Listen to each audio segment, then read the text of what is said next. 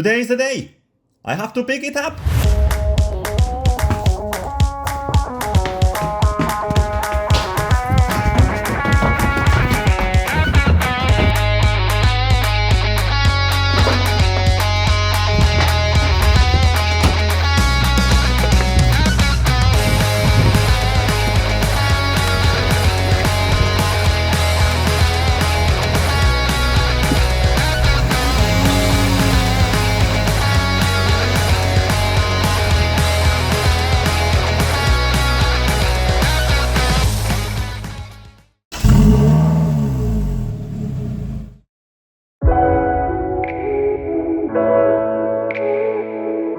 Hello everyone, welcome to a new video, a little different this time. I am bringing you this machine here, which a good friend lent me this weekend to test, enjoy, and bring back to you so you can enjoy it too. It is a Lotus Elise Sport 220, and the most clever of you will have already guessed what does 220 means. Yes, it's the number of stations the radio receives. Nope, it's a joke. It's obviously the maximum engine power. Many of you will already be familiar with this model, the Lotus Elise, one of the most legendary cars produced by the English manufacturer.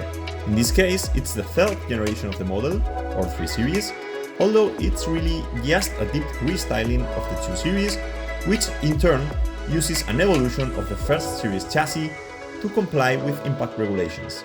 Like every Lotus Elise, its body is made of fiberglass and mounted on an extruded aluminum frame, the parts of which are riveted and glued together. This gives it great lightness and, despite being a convertible or targa, very good torsional rigidity. The engine is located in the rear center position, that is, behind the seats. Therefore, the weight distribution is 50-50. The front axle features a double A-arm suspension, allowing Lotus to perfectly adjust all camber, toe and caster angles to ensure optimal tire contact and maximum grip. The brakes, as you can see, are AP Racing fixed 2-piston calipers with 288mm diameter discs. It also has Neova tires, which are a type of semi-slick and offer plenty of grip.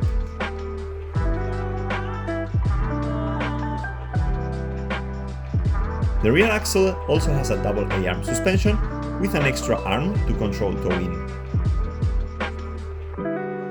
And the calipers are floating ones, but the discs have the same diameter as the front ones. So, as you will see later, the brakes are more than adequate and tireless. I will tell you more about it later during the test drive.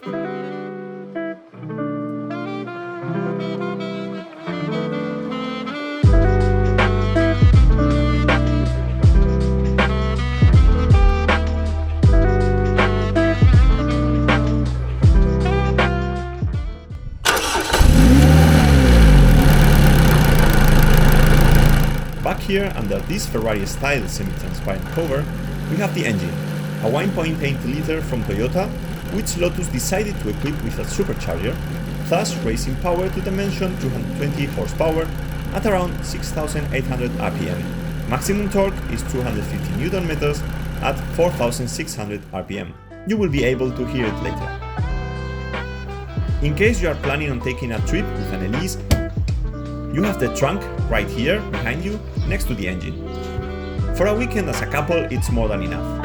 However, to make the most of the space, it is better to bring backpacks or sport bags that fit the trunk's contours. The front end doesn't have room for a small trunk, like a Porsche Boxster for example. Here, that space is occupied by a huge radiator and its corresponding air vent. Let me show you the interior.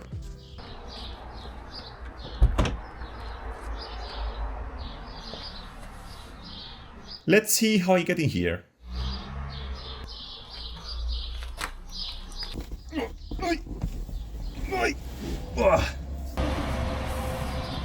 No. Not like this. No. No. Help! Please help! Oh, I can't! There has to be some other way to do this.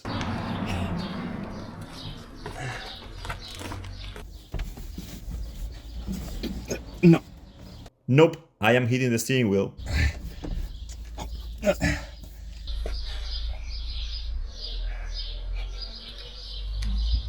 This way.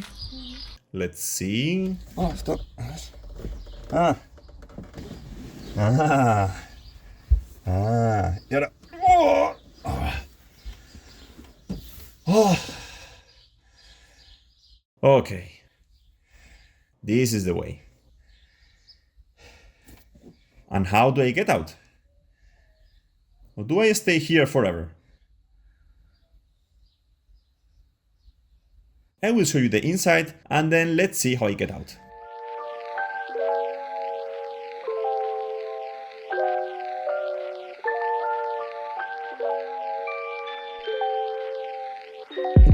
Inside, you can see that they have maximized the weight savings.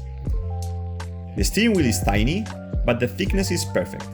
It also has these shapes at 9 and 3 o'clock to give you a firm grip. On the dashboard, we have the basics, air conditioning, which works very well, and the radio. Yes, it has air conditioning, it adds weight, but it's very useful on hot days like today. There is no carpet, but there are floor mats, so we have the entire aluminum chassis exposed, which is truly marvelous. The driving position is very sporty. You sit very low, with your legs stretched out. However, I am 185 centimeters tall, and I have to set the seat all the way back. The seat only adjusts longitudinally, forward and backward. The steering wheel has no adjustment whatsoever. In my case, my legs fit perfectly, but the steering wheel is a bit too far away. I would like to have it a little closer. You can see that the angle my arm makes is a little larger than 90 degrees. As I said, the steering wheel isn't adjustable in height or reach, so if you are under 185 centimeters, the car will fit you like a glove. If, on the other hand, you are over 185 centimeters, it's going to be a little more complicated. The gear shift is wonderful, both in design and feel. I will tell you more when I test drive the car. The seats are very sporty, the padding is minimal and somewhat firm, but on the other hand, they hold you perfectly when you push the car hard in corners. Comfort wasn't a priority for Lotus when designing them. I haven't had the chance to take a long trip, but I can imagine how my body must feel after sitting here for a while. As I said before, the car is a Targa, so you can remove this part of the roof and drive with your hair in the wind. So I will show you how to remove it. There are two buttons underneath that you need to press.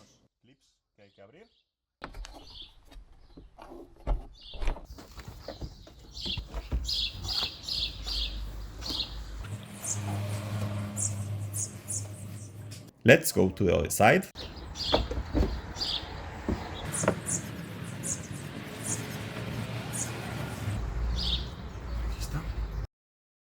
These bars are made of relatively flexible plastic, so you have to contract them a little to release them. Eso es. Una y la otra. Now we have to store the roof in a cover that comes in the trunk. Prepare for it.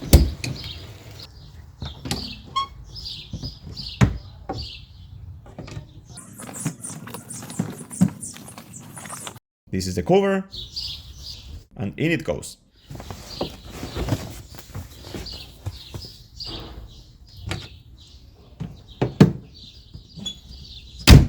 Now with the roof removed, if the engine sound was already audible before, now it's truly crazy.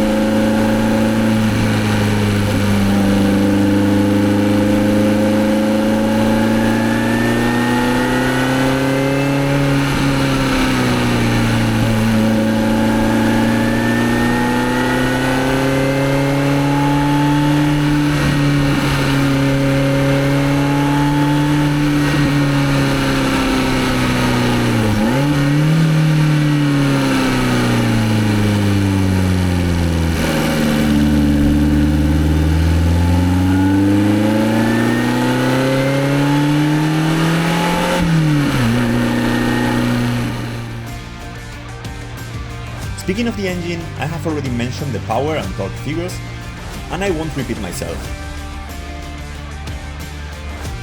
Because in this car, the numbers aren't as important as the feel. And well, the sound. What a sound!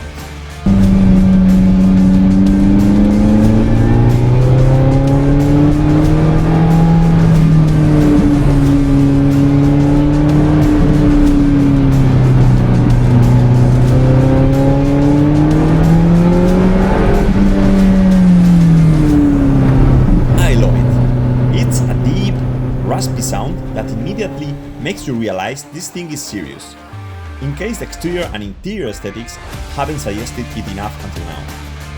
The engine pulls quite a bit from the bottom end. The numbers seem to indicate that you should look for the power higher up on the rear counter, but my friend, the car's weight has a lot to say here.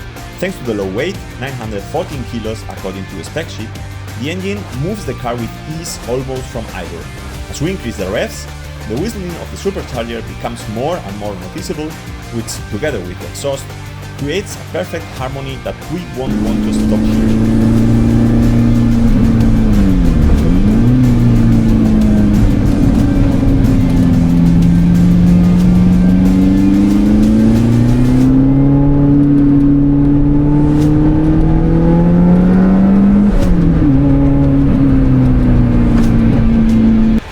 So there is no other option but to shift up and down to keep hearing the engine in its sweet spot and the whistling of the supercharger, let's not forget. And since we are talking about shifting up and down, what a piece of art Lotus has done here. What a marvel, what a design. If I had to choose my favorite part of this car, it would definitely be the entire gear shift lever and linkage assembly. Sublime.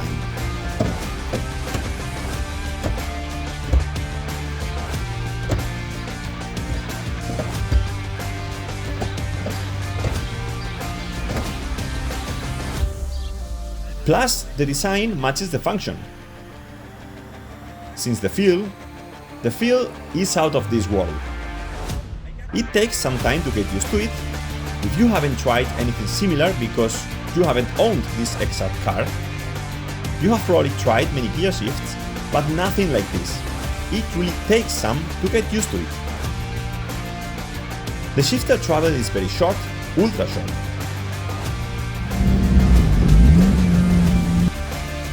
Longitudinally, travel is more or less normal, but transversally, that is, first, third and fifth, and second, fourth and sixth, the travel is very, very short. They are so short that I have actually tried to shift into first and not known whether I had shifted into first or third. But hey, that's not a fault with the car, but with the piece of meat between the seat and the steering wheel.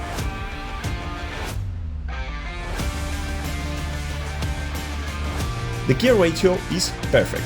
When you bring the engine into the red zone and shift into the next gear, the revs drop into the sweet spot of the engine, continuing to push relentlessly.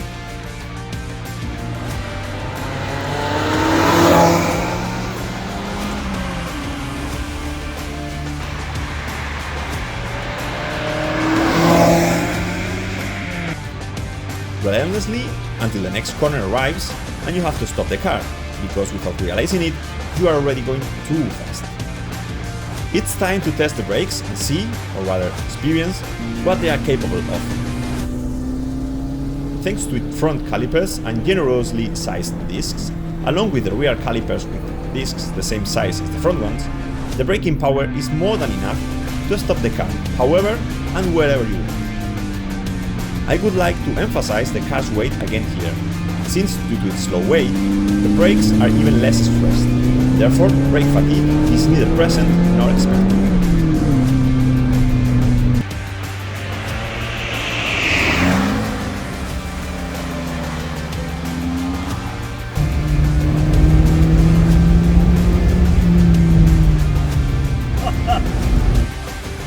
The brakes feel hard, but you can adjust to the millibar the amount of pressure you want the pads to press on the discs. Plus, thanks to the extremely low weight of the whole car, they are tireless. Due to their hardness, in a normal driving day, if Google Maps tells you to get stuck in a traffic jam with them, you would better take another road, and if that road is twisty, even better.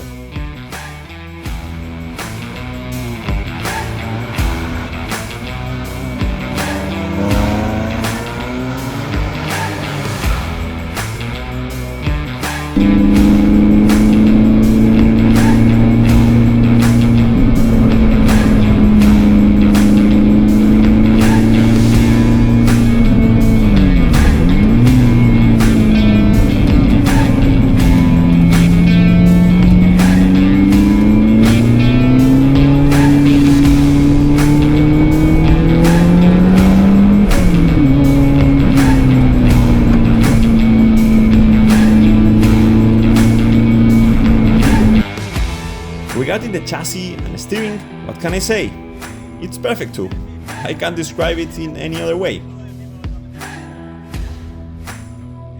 The steering isn't power assisted, so you feel absolutely everything.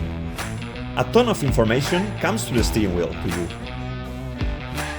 You can almost guess at what exact point on the front right tire you just hit that pebble in the asphalt. There is no filter. This car has no filter. The chassis setup is designed for this, to have fun on a twisty road. The car doesn't roll at all, as it has a very low center of gravity, and of course the weight is also very low, so changes of direction are instantaneous. Plus the perfect 50-50 weight distribution adds to all this and makes you a part of the chassis. You feel like you are turning not with the steering wheel, but with your brain. You can feel the car rotating from where you are sitting, just right here.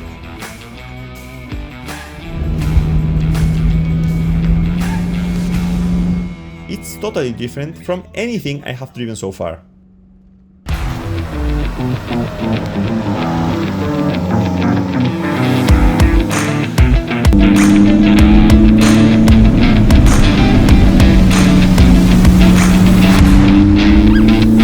Shock absorbers aren't stiff and absorb bumps very well, although of course you can feel them on your back and butt.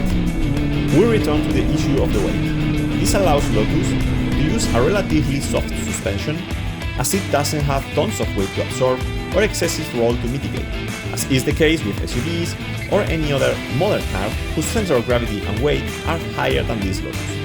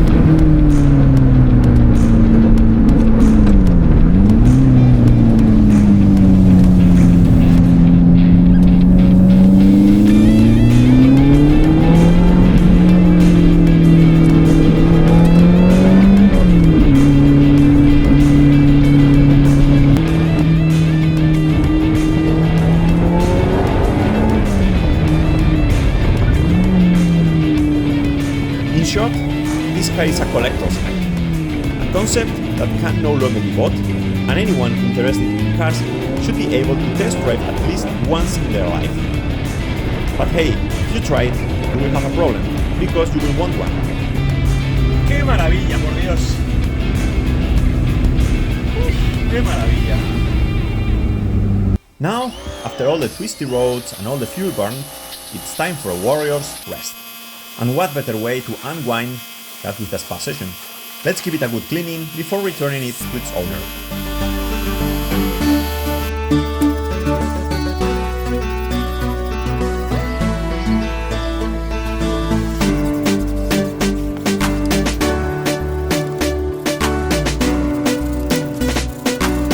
media till I get a beat on the track, yo.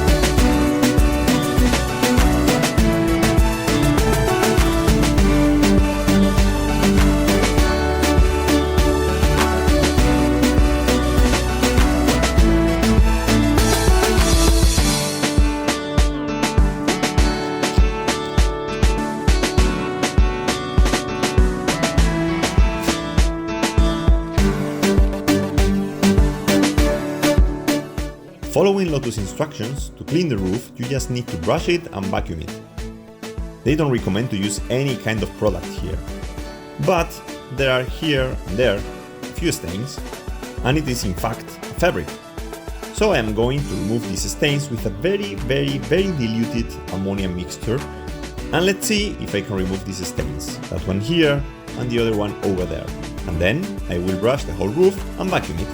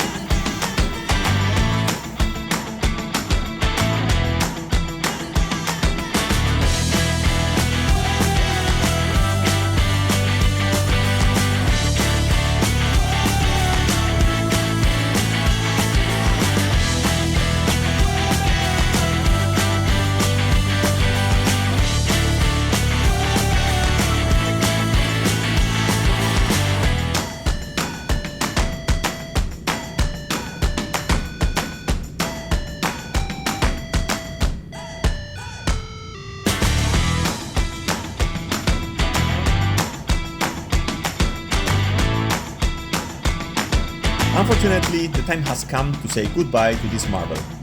It's been a fantastic weekend. Thank you so much, Adri, for letting me use the car. As I always say, if you like the video, give it a thumbs up, subscribe if you don't want to miss the next videos, and leave me a comment if you want to see the car back on the channel.